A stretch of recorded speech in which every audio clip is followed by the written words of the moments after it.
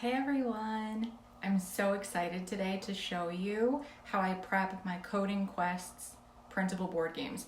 So I asked in the group the other day, if you don't know what I'm talking about, which one you wanted me to prep, because I have directional coding, if then else, and binary coding. There are 3 different printable board games, and overwhelming majority said the if then else game, which works out really well because the binary coding one is set up the same way. So you kind of get like 2 for 1. And then the directional coding one is pretty similar. So there's not a whole lot else to prep for that one. Anyway, I want to show you what to do to prep the if then else Coding Quest board game. What's really cool about these, so I love using board games to teach coding concepts. And I have a few favorites here, and I can link to them in the comments if you want, like Codemaster, not sure if you've seen that one before, and Coder Bunnies. They're awesome, but they're expensive if you want a class set. Whereas when you are willing to take a little bit of time to prep your own board games, it saves you a ton of money because, for example, this one is 4 players at a time. So you're gonna need a class set of them, groups of 4-ish. You can, for younger students, you can have them work in teams. And then there's logic games like the Rush Hour Traffic one and Gravity Maze that I also use to teach coding concepts, but that are not like strictly coding. I wanted to show you those because those really are, they're awesome. I highly recommend, if you have the funding, to use as many board games as you can. The point that I was just making is that it adds up fast. So unless you can get like grant funding for a class set of board games, it's really hard to do. So what you need to do the Coding Quest for if then else is folder. You're gonna use one of these for each of the board game setups. And no, you don't have to. This is optional. You could use construction paper or anything to put it on, but it really does make it life a lot easier if you have the folder for it. And then it's really only 2 pieces of paper that you're printing on. One of them has all of the game pieces, including, I'm mirrored on here, so I'm gonna do that more than once, including 8 options, even though there's only 4 players at a time, and then the board game. I printed both of these on color paper because there's a black and white option, but you can also print the colored option on white paper. It's really cute too if you have the printing budget. So you need the folder, the game board, the game pieces, and then you just need tape, scissors, laminator if you want to laminate the pieces. And then I put my game pieces on these little binder clips. Just like that. It works out really nicely. Mostly because you can get the clips back when you're done and the students can put it on themselves. Hey, I see some people are joining me. I know that I didn't announce this video because I wasn't sure what time I would be ready. I get nervous for stuff like this and I just wanted to do it. If this goes well and you guys love it, I would love to do more of these for whatever you want to see me prep. And not everything has to be like printable prep stuff either. I can show you how I do digital stuff too. Okay, so I have my laminator running. The things that I would laminate, by the way, let me see what you guys like to do. Are you one of those people that doesn't like to cut, so you laminate first and then cut and just know that it's probably gonna peel at some point and you're gonna have to re-laminate it? Or do you cut and then put it in the lamination and then cut around the edges again for a little bit more longevity? Are you like cut, laminate, cut, or laminate, cut? I always do recommend, if you do the laminate cut, to do it on cardstock and to go with the thicker lamination sheets. So the 5mm ones versus the 3, because it'll stay a little bit longer. And somehow the cardstock, maybe stickier or something, it holds it better. It doesn't peel as fast with cardstock from what I've discovered over the years. All right, anyway, I want to, for the sake of time of this, I cut apart. So this is really all that there is to the game board. Is that, yeah. So there's just a dotted line you have to cut down the center. And that's what's going to go in the folder. I'm already getting disorganized here. And I'll tape that there in a second. So I didn't laminate this because I have one of those laminators that fits this whole thing. I don't have any lamination for it at the moment because it's kind of expensive. But I just tape the pieces of the game board into the file folder and then I laminate it. If you don't have that option to laminate the whole thing, that's when I recommend that you laminate the individual pieces. And for that, it might be beneficial to do the cut, laminate, cut, just for the longevity of it. All right, so I'm gonna start putting this together, basically taping this, tape, fun stuff. If you got my newsletter on Sunday or Monday, I was talking about doing like a summer prep series. And what I mean by that is basically by taking a little bit of time every week, or like not even every week, every other week, to prep some stuff now. It will save so much time in August or September when you go back. I don't know about you, but those work days, one, they're full of meetings, but two, everybody needs tech support at the beginning of the school year. Smart boards aren't connecting, which 9 times out of 10, just restart the laptop with the smart board connected, it'll work. Or things came unplugged over the summer and people don't realize it and they think their monitors aren't working. But basically I'm running around trying to help everybody else and I don't have time to prep these resources. So I take a few minutes over the summer. I think that it's worth it. All right, so there's that side set up like that. And then I'm gonna be putting the other pieces on the other side. And for this one, I'm going to be using, I'll use my color paper version. This side of it is what, well, actually just these 3 things need to be laminated down. The rest are all movable pieces. So I have to cut some of this out. So I don't know which train of thought you are. Do you like to get some of your prep done over the summer? I do like to start the school year not on devices, which I know seems crazy. Especially in the younger grades, they need practice. Like I use my mouse practice mats or my printable keyboard practice pages with the youngest students before they even get on devices. But then having board games like this can be really helpful to leave with a sub. I wouldn't do it for the very first time leaving with a sub. I would make sure that you do it as something that you've guided, and then the sub can do it the next time. That does make it really simple. I like to cut off the top of this page where it says coding quests as well, and I end up putting that at the top of this. Not that anybody doesn't know that it's coding quests, but just because then it helps me stay organized. And then the students know what to ask for the next time that they want to do it. They're like, hey, can we play that coding quests game again? Because they saw the title of the game while they were working. If you're wondering what grade levels this is for, it really can be done with any readers. As you know, coding really doesn't need to be done like only by older students or something. As soon as, well, we have things like Scratch Junior that are disproving us completely, and apps where students don't even need to be able to read. That's what I was just gonna say, is that once students can read reasonably well, they can code. And even though we have apps like Scratch Junior, that definitely applies here. They need to be able to read a little bit if you want them to do this independently. So let's say that they're in groups of 4.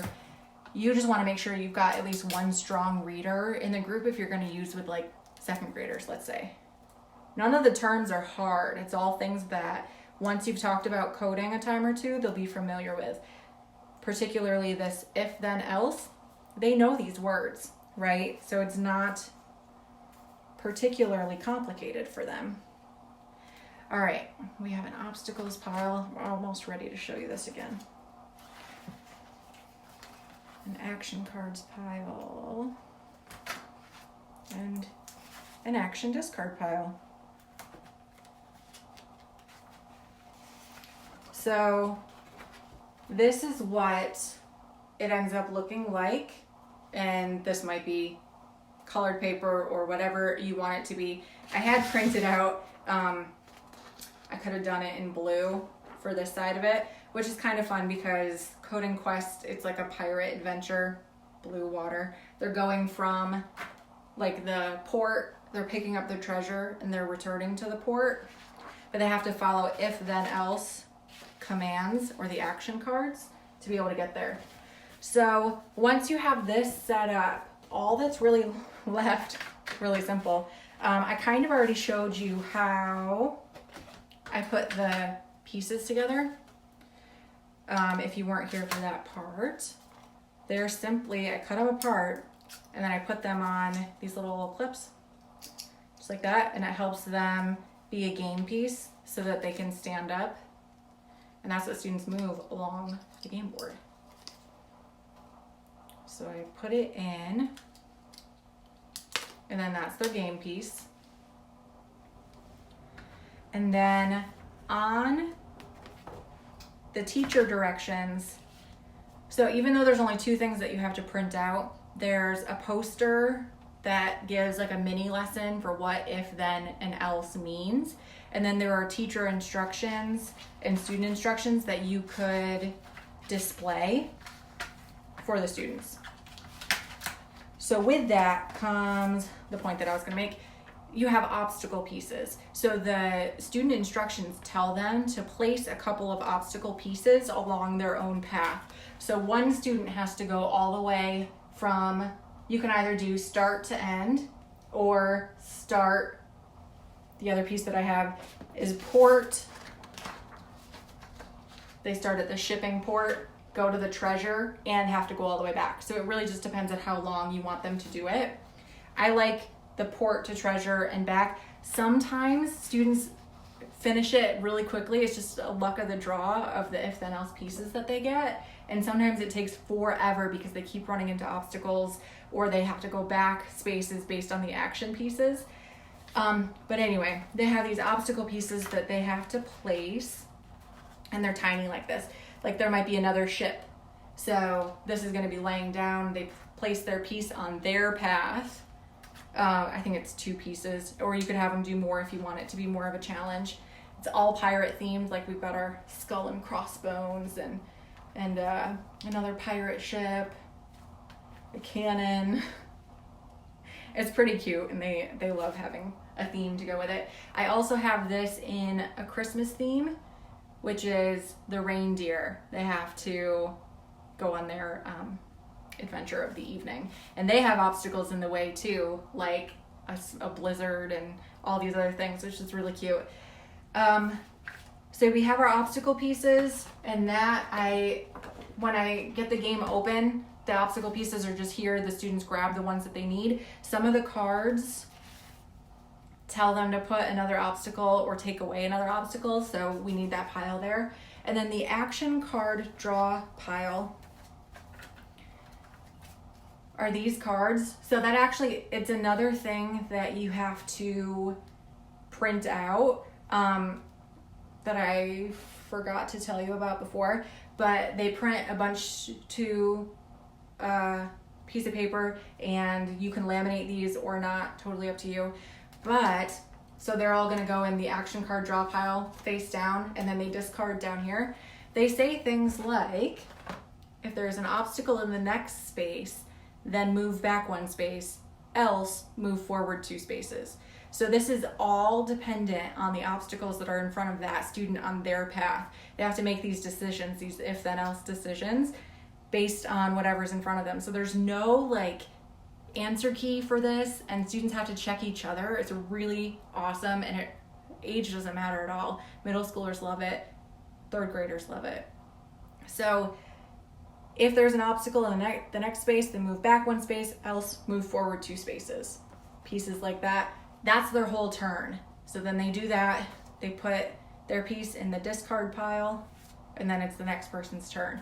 Whoever makes it to the port and back, or from start to end, is the winner, whoever does it first. It's really fun. So if I had my lamination that was long enough, I've got the wide laminator that can fit a whole file folder, but I ran out of the long lamination pieces. I would laminate this whole thing, and then you want to like do the thing where you run your scissors across so you can actually fold it when you're done. At the end, I have students pack up everything into a Ziploc. So all of the action card pieces, all of the character pieces, all of the obstacles. These are some of the ones from the Christmas one. An obstacle, they can run into the gingerbread man or a candy cane. It's just cute stuff. It's really easy to store in your classroom too, is the point that I'm making. So you put them in the Ziplocs, you put the Ziploc bag inside of your laminated or not folder, and then they have everything that they need. This is all you hand out. You give it to the group and they're good to go for a while. If they finish quickly, if somebody wins fast, just have them play again. It's awesome. The binary coding quests is set up the exact same way, except the action card pile is going to be binary coded. And it's not true by binary code because it would take students so long to decipher those messages.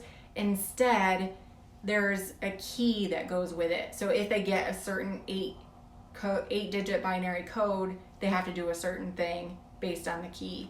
So it's really just an intro to like how something can be symbolic. It can have another meaning, which is a major coding concept. And then the directional code game board looks more like, I don't have it up here with me. That one looks more like an actual map, and it has students going in the cardinal directions. So they have to travel to certain places on the grid, which is really good because it works on math skills too and coding. So it has them moving through like a treasure map to get to a certain place on it. It's really fun. So setting that one up is the game board, instead of being in a file folder, is just an actual piece of paper with the map printed on it. And then the game pieces are similar. If you get all of the games, they all have the same character pieces, so you're saving on printing every time, which is awesome. So I do recommend, if you can, print these guys out in color. 8 come with a set, but each game board is only 4 character or 4 spaces or whatever, 4 paths for the binary coding and the if then else. So you'll have extras of these. I know students love to have choice, right? So you want to give them as many options as you can, but you can use one printed set across 2 board games and just make students pick from what's there.